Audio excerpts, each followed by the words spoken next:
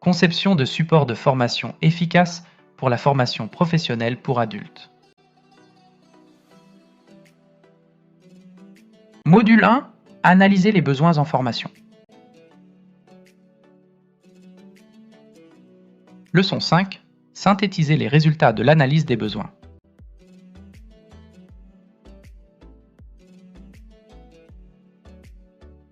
La synthèse des résultats de l'analyse des besoins en formation est une étape essentielle dans le processus de conception de supports de formation efficaces pour une audience adulte. Au cours de cette leçon, vous serez guidé à travers différentes méthodes et pratiques qui vous aideront à organiser, comprendre et interpréter les données recueillies lors de l'analyse des besoins. Vous découvrirez comment transformer ces données en informations exploitables afin de développer un programme de formation qui soit parfaitement adapté aux besoins spécifiques des apprenants. Introduction à la synthèse des résultats.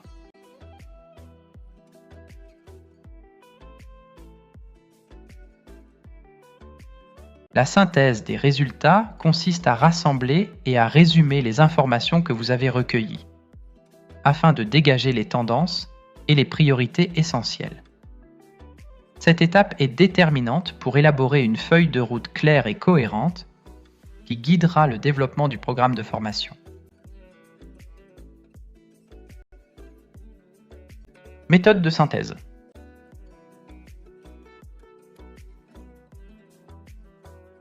Il existe plusieurs méthodes pour synthétiser les résultats de l'analyse des besoins, et voici celles qui sont les plus couramment utilisées. Utilisation de tableaux de synthèse.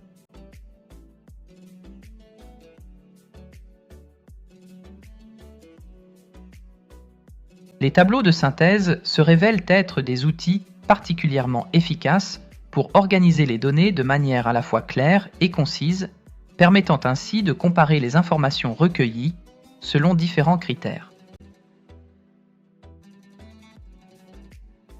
Ce tableau comporte plusieurs colonnes indiquant la source des informations, les besoins identifiés, leurs priorités et les solutions proposées.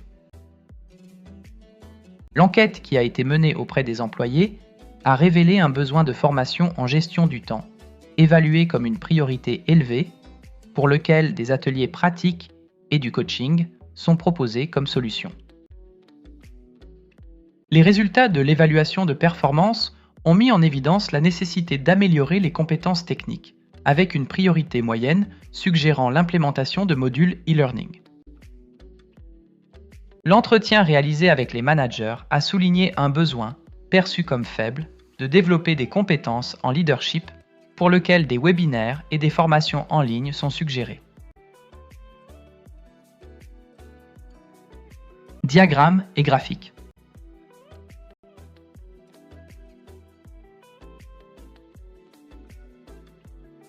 Les diagrammes et graphiques se révèlent très utiles pour visualiser les données provenant de l'analyse des besoins, permettant ainsi de repérer rapidement les tendances et les priorités. Résumé narratif.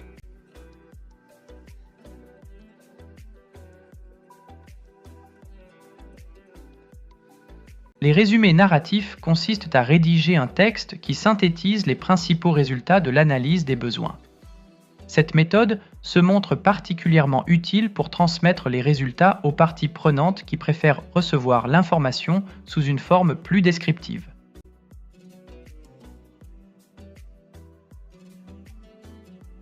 Exemple. Les résultats de notre analyse des besoins indiquent une forte demande pour des formations en gestion du temps, avec 65% des employés exprimant ce besoin comme une priorité.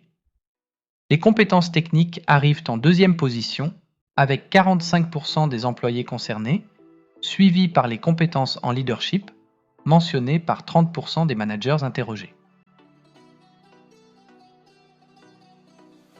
Identification des priorités.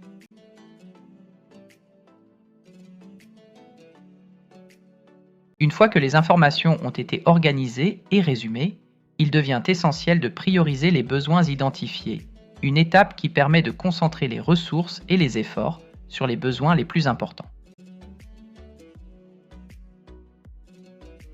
Critères de priorisation.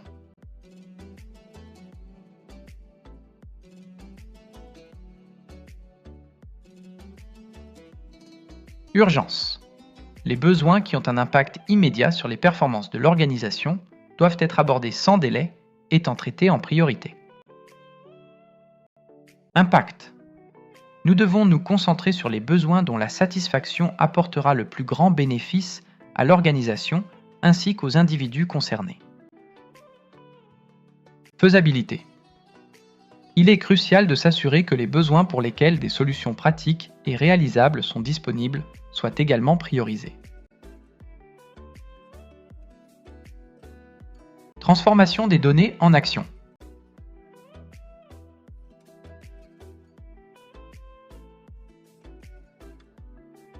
La dernière étape consiste à transformer les résultats de l'analyse en actions concrètes, ce qui inclut la définition des objectifs de formation, la conception des modules de formation, ainsi que l'élaboration d'un plan de mise en œuvre rigoureux. Définition des objectifs de formation.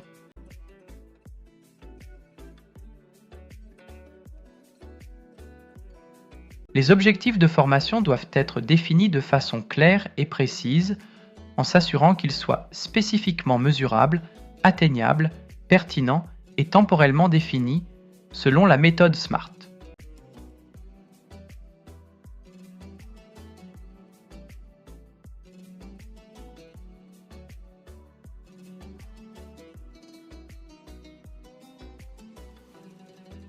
Objectif SMART, spécifique, former 50 employés en gestion du temps d'ici la fin du trimestre.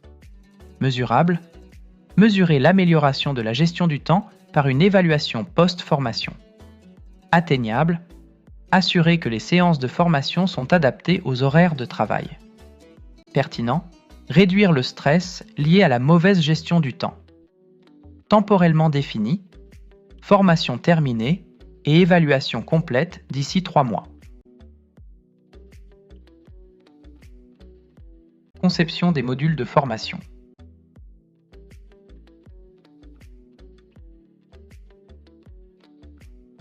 Les résultats de l'analyse des besoins servent de base pour concevoir les modules de formation, chacun d'entre eux devant répondre à un besoin spécifique et viser les objectifs préalablement définis.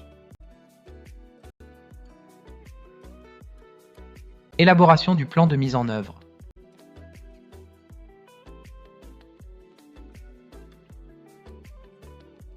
Un plan de mise en œuvre détaillé est fondamental pour assurer le succès de la formation et doit inclure plusieurs éléments clés.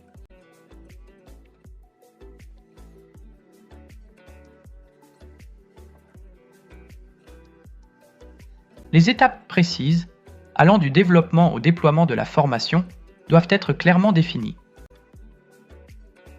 Les ressources nécessaires, qu'il s'agisse de matériel, de formateurs ou encore de temps, doivent être identifiées et planifiées avec soin.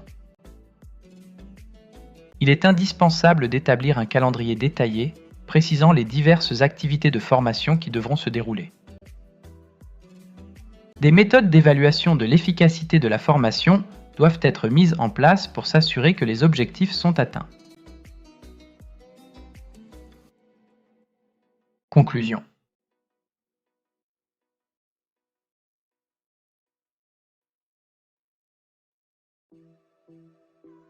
Synthétiser les résultats de l'analyse des besoins représente une compétence essentielle pour tout formateur ou concepteur de formation.